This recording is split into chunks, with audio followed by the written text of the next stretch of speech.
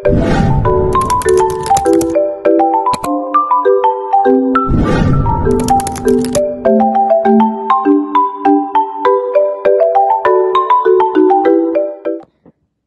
kemunduran tahun 1250 sampai 1500 awal kemunduran peradaban Islam dimulai saat Datbad yang merupakan ibu kota Bani Abbasiyah dan pusat peradaban Islam diserang dan dihancurkan oleh tentara Mongol pimpinan Hulagu Khan. Pada 1258, tentara Mongol pimpinan Dagu Khan menyerang Baghdad setelah Khalifah Bani Abbasiyah saat itu Al-Muhsin menolak menyerang. Investasi yang dilakukan Hulagu Khan berlangsung brutal dan terjadi pembantaian lebih dari 1 juta penduduk Baghdad. Tindakan brutal ini menghancurkan peradaban Islam baik secara fisik, psikis, sosial, politik, dan kultural. Jatuhnya Baghdad di tangan bangsa Mongol bukan saja mengakhiri kekhalifahan Abbasiyah, tetapi juga menjadi awal kemunduran peradaban Islam karena pusat keilmuan Islam telah hancur. Setelah menguasai Baghdad dan Persia, tentara Mongol kemudian bergerak ke Mesir untuk menaklukkan Bani dinasti Makhluk atau Maliki yang saat itu berkuasa.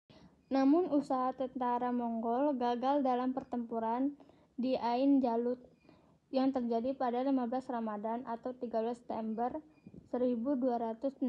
Setelah itu, hingga 85 tahun kemudian, dunia Arab dikuasai oleh bangsa Mongol di bawah perintahan dinasti Ikhan yang menghadirnya semakin membawa kehancuran dan kemunduran dunia Islam.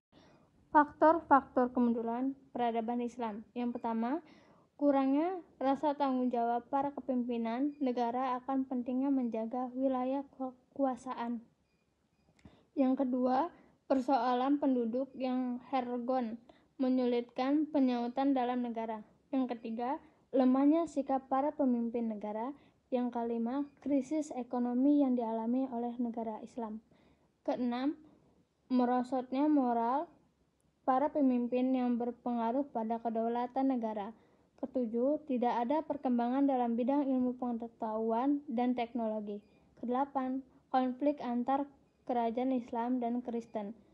Kesembilan, sistem pemeliharaan kekuasaan yang menimbulkan perselisihan antara umat Islam.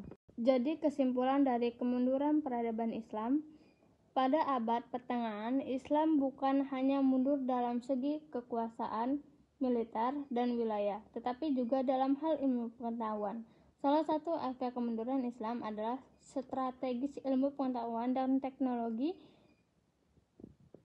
Karena itu, pada fase kemunduran tidak ada sesosok candikawa dan ilmuwan muslim yang berhasil tampil mengagumkan sebagai para pelopor kejayaan Islam di klasik.